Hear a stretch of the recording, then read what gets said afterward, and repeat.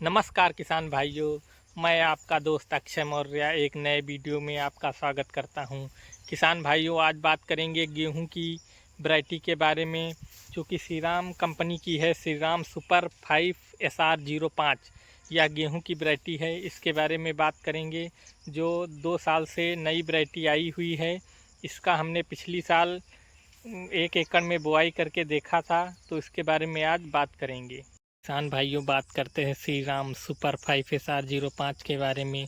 ये 20-20 किलो के 2 पैकेट थे, जो कि 1 एकड़ की बुआई के लिए उपलब्ध थे हमारे पास।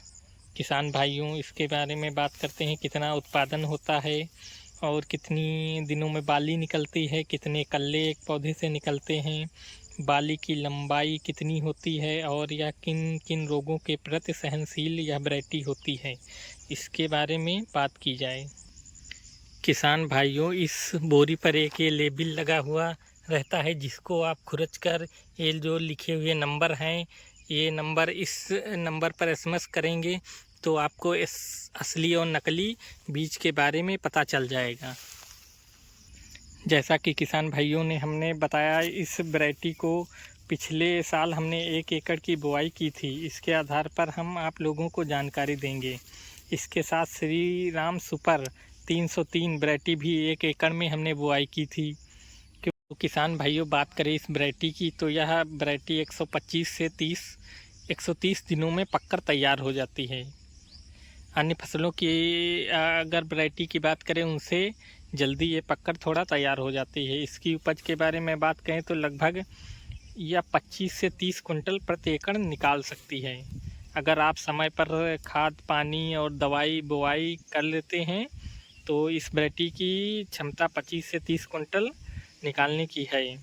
इसमें रोग प्रतिरोधक क्षमता भी अधिक होती है। जो भूरा और पीला रेतुआ रोग होता है, उसके प्रति यह वैरायटी सहनशील होती है।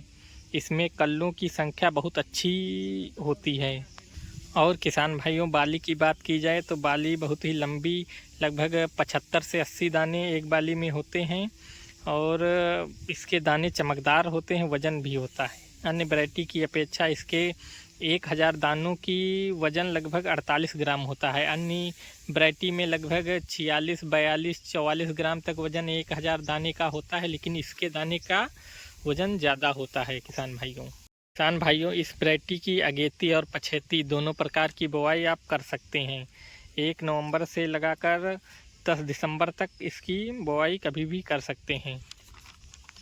लेकिन अधिक उत्पादन के लिए इस वैरायटी को नवंबर माह में ही बुआई कर लेनी चाहिए। किसान भाइयों, देखा जाता है कि लास्ट मार्च के महीने में और 10 अप्रैल तक शुरुआत में जो तेज़ गर्म हवाएं चलती हैं, उससे गेहूं जल्दी पक जाता है। उसमें जो छोटा दाना होता है वह पिचक जाता है या सिकुड़ जाता है और फसल जल्दी पक कर तैयार हो जाती है। लेकिन इस वैरायटी में यह देखा गया है, मैंने इसका एक वो देखा है कि जो इसका झंडा पत्ता होता है, इस वैरायटी में जो बाली के पास वाला पत्ता होता है, वह हमेशा हरा भरा बना रहता है और एकदम से गर्मी भी आ जाती है तब भी इसका दाना पिचकेगा नहीं, पतला नहीं होगा। क्योंकि बाली को जो पकने के लिए पोषक तत्व चाहिए होते हैं, वो उस झंडे पत्ते से इसको मिल जाते हैं। वो झंडा पत्ता हरा भरा होकर सूरज की किरणों से भोजन बनाता रहता है और यह बालियों में दानों को प्रदान करता रहता है।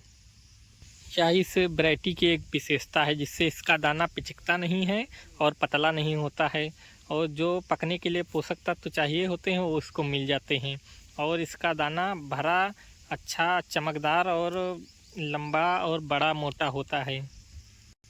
और इसके साथ यह फसल एक साथ लगभग पककर तैयार होती है। अन्य पौधों की यानी वैरायटी की अपेक्षा इसकी लंबाई थोड़ा कम होती है।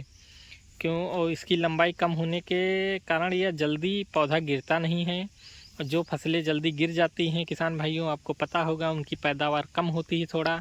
लेकिन इस वैरायटी में ऐसा नहीं है। इस वैरायटी का उत्पादन अधिक इसलिए होता है कि इसका पौधा थोड़ा हाइट में छोटा होता है अन्य वैरायटी की अपेक्षा, और यह जल्दी गिरता नहीं है, इसलिए इसमें उपज ज़्यादा होती है प्राप्त। किसान भाइयों, इसके मार्केट रेट की बात की जाए तो लगभग यह 75 से 80 रुपये प्रति केजी आपको मार्केट में मिल जाएगा।